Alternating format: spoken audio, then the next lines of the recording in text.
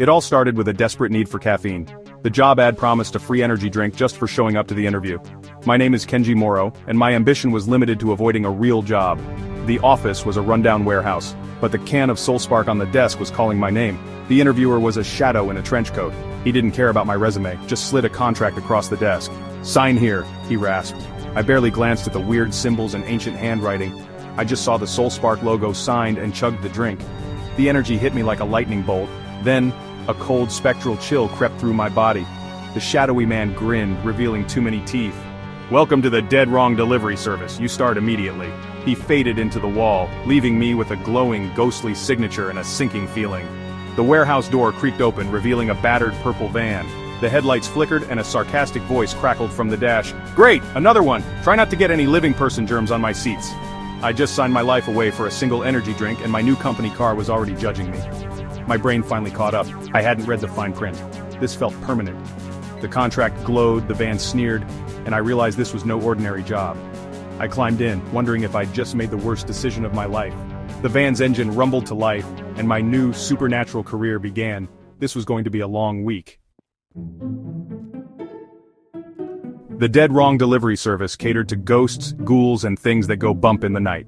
My job? Deliver lost, cursed, or sentimental items to spirits who couldn't move on. The only rule, never ever open a package. Misaki, my headless supervisor, made that clear, her voice echoing in my skull. "You're a courier, not a client. Don't open it no matter what."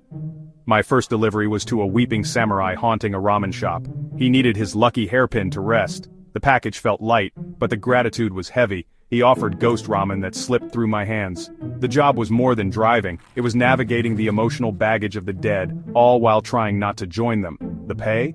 Continued existence.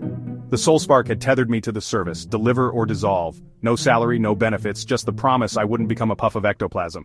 With dread and a sarcastic van, I braced for my next delivery. Every package was a reminder, break the rule and you're done. I gripped the wheel, haunted by the stakes. The afterlife had a delivery service and I was its newest, most reluctant employee. And I was already in over my head. My support team? A supernatural nightmare. Misaki, my headless manager, micromanaged from inside my brain, always criticizing my driving and music choices. Bozu, a wooden monk doll on the dash, was supposed to ward off evil. Instead he hurled insults non-stop. "Another wrong turn? My grandmother could park better and she's a cursed abacus," he'd squeak. Vanny, the van, had the personality of a jaded diner waitress. Her radio only played sad country songs and her GPS was a prankster. "Oops, my bad," Vanny would say, forcing me into impossible turns. The three of them formed a perfect storm of supernatural annoyance. My first day was chaos. Misaki yelling, Bozu mocking, Vanny stalling at green lights. "Having fun yet, Kenji?" Bozu chirped. "Most new hires only cry for the first 3 days." I gripped the wheel, wondering if dissolving into ectoplasm was really so bad. This wasn't just a job, it was a mobile haunting designed to drive me insane. And quitting wasn't an option. Welcome to the team. The package felt wrong. Small, ornate, and heavy, humming like an angry insect. The address, an abandoned, haunted hospital. "This one feels extra spicy," Bozu taunted. Misaki's voice echoed. "Drop it at the morgue. Do not engage. Remember the rule." As I walked the decaying halls, the box whispered, "Help me, please. It's so dark." Every instinct screamed to run, but curiosity won. I cracked the lid. Instantly, icy wind and black smoke exploded out, hurling me against the wall. Demonic laughter replaced the sweet voice. Dozens of red-eyed shadow creatures swarmed the hospital. I'd unleashed a horde of minor demons. Misaki's psychic scream rattled my skull. "Kenji! What did you do?"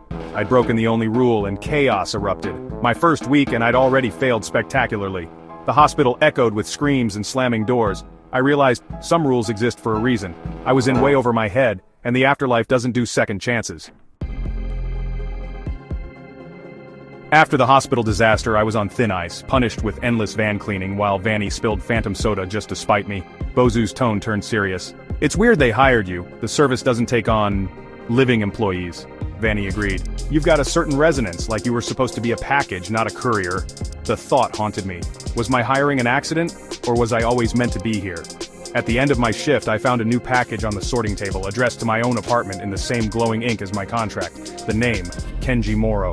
My blood ran cold. Packages were for the dead, for unfinished business. Why was there one for me? Maybe I wasn't supposed to be here at all. Maybe this was the universe correcting a mistake. The question wasn't what was in the box, but what would happen once it was delivered. My ghostly gig had just gotten personal. and I wasn't sure I wanted to know the answer.